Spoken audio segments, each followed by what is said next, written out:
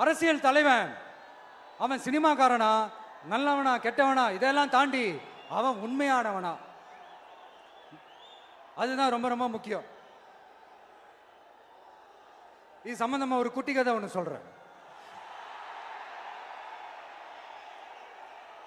ஒரு நாட்டில் ஒரு ராஜா தனக்கு பக்கபலமா இருக்கிறதுக்காக கூட துணையா இருக்கிறதுக்காக ஒரு தளபதியை தேடுறாரு. சரியான தகுதிகளோட ஒரு 10 பேர் செலக்ட் ஆகுறாங்க. ஆனால் அதில் ஒருத்தர் மட்டும் தான் செலக்ட் பண்ணணும். அதனால் அந்த ராஜா என்ன பண்ணுறாருன்னா ஒரு டெஸ்ட் வைக்கிறாரு. அந்த 10 பேர் கையிலையும் விதை நெல்லை கொடுத்து இதை நல்லா வளர்த்து கொண்டு வாங்க, ஒரு 3 மாதம் கழிச்சு வாங்கன்னு சொல்லி அனுப்பி வச்சிடுறாரு.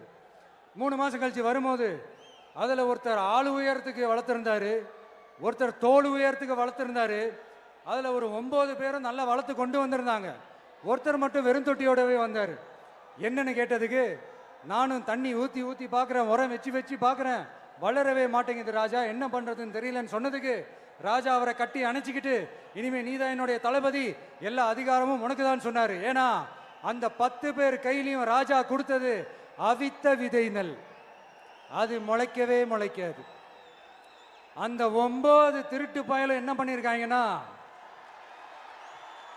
வேற விதை நெல்ல வாங்கி அதை வளர்த்துட்டு ராஜாவையும் மக்களையும் ஏமாத்திருக்கிறாங்க. ஆனா இவர் மட்டும் உண்மையை போட்டு உடைச்சிட்டார்.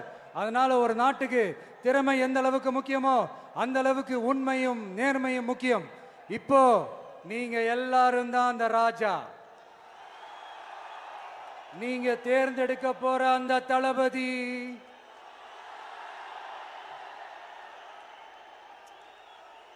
சும்மா சினிமாக்காரன் சினிமாக்காரன் சினிமாக்காரன். அம்பேத்கர் அவர்களை தோக்கடிச்சது சினிமாக்காரன் இல்ல, அரசியல்வாதி. காமராஜர் அவர்களை தோக்கடிச்சது இங்க விருதுநகர் பகுதியில் தோக்கடிச்சது சினிமாக்காரன் இல்ல, இன்னொரு அரசியல்வாதி. இன்னைக்கும் நம்ம கூட வாழ்ந்துட்டு இருக்கிற நல்ல கண்ணு ஐயாவை தோக்கடிச்சது சினிமாக்காரன் இல்ல, அரசியல்வாதி. இப்படிப்பட்ட நல்ல நல்ல தலைவர்களை எதிர்த்து நின்று தோக்கடிக்கணும்னு அந்த எண்ணத்தை உருவாக்குனது சினிமாக்காரன் இல்ல, அரசியல்வாதி. அதனால எல்லா அரசியல்வாதியும் அறிவாளியும் கிடையாது, எல்லா சினிமாக்காரனும் முட்டாளும் கிடையாது. கான்பிடண்டா இருங்க, நல்லதே நடக்கும், வெற்றி நிச்சயம். மீண்டும் சந்திக்கும் வரை நன்றி, வணக்கம்.